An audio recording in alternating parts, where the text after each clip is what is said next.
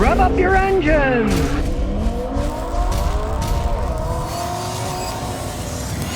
They recalled 1.2 million Explorers for a potential steering problem.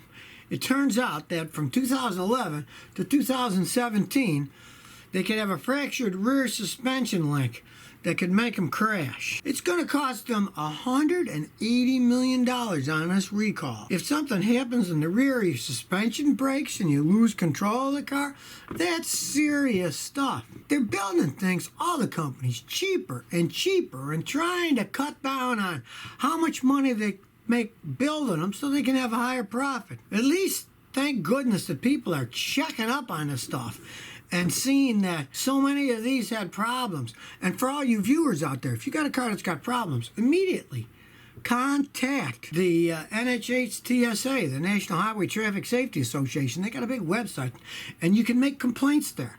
Once enough people make complaints about a certain vehicle, they launch an investigation, and if they see it's serious, then they have recalls like this. So, you can get involved in the process. This is what's great about the internet. You can give your feedback, and if they find out your model has a certain problem, and a whole bunch of them people do, it'll go to a recall and you end up getting it fixed for free.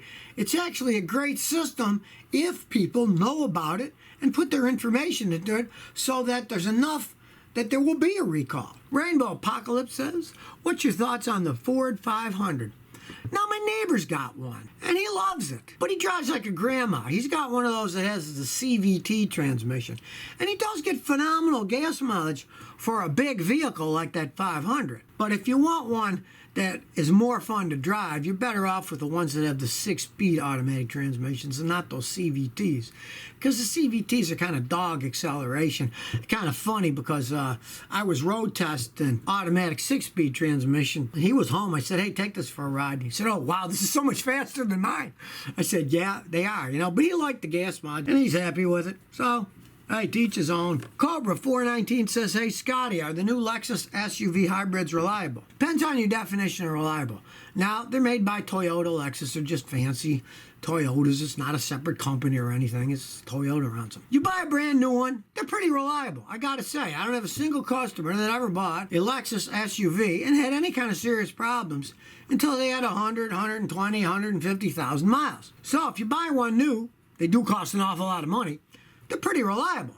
But if you're the type of guy like me and buy them used, if you buy a used one that's got 120,000 miles, I'd advise you not to buy it, because then the repairs on those things, Lexus repairs are higher anyways. Luxury cars, the repairs are always higher. The parts cost more. That's just the name of the game in the car business. And if you got a hybrid on top of that, they're even more complex and even more things can go wrong and they cost more money to fix. So I would not buy a used one with high mileage. Luxio says, my car's oil pressure light stays on until the engine is warm. Any idea? Take the oil pressure sending unit off the engine. Most are real cheap. Put a new one in, plug it in, pray it doesn't do it.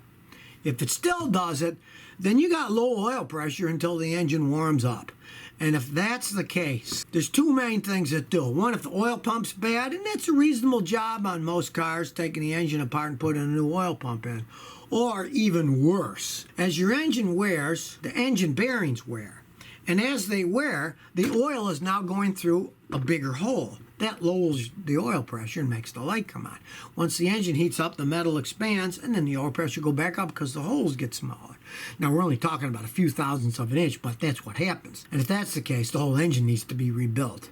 And that's so expensive, most guys just live with it. And as long as the engine's not clattering, it runs good enough, they drive it. And then by then, they either decide, do I put a new engine in or just get rid of the car? Stanila says, Scotty, what's your opinion on a do-it-yourself split CV boot that you can put on your vehicle without taking the axle out? They're terrible.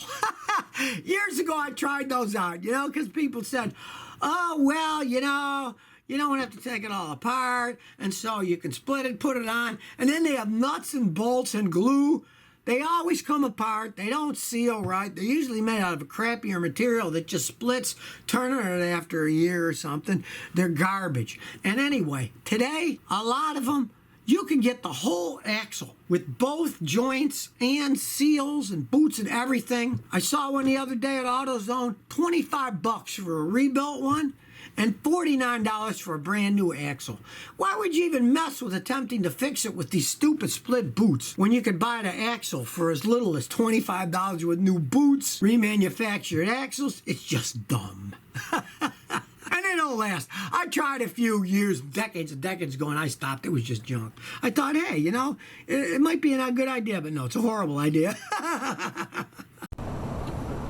So if you never want to miss another one of my new car repair videos, remember to ring that bell.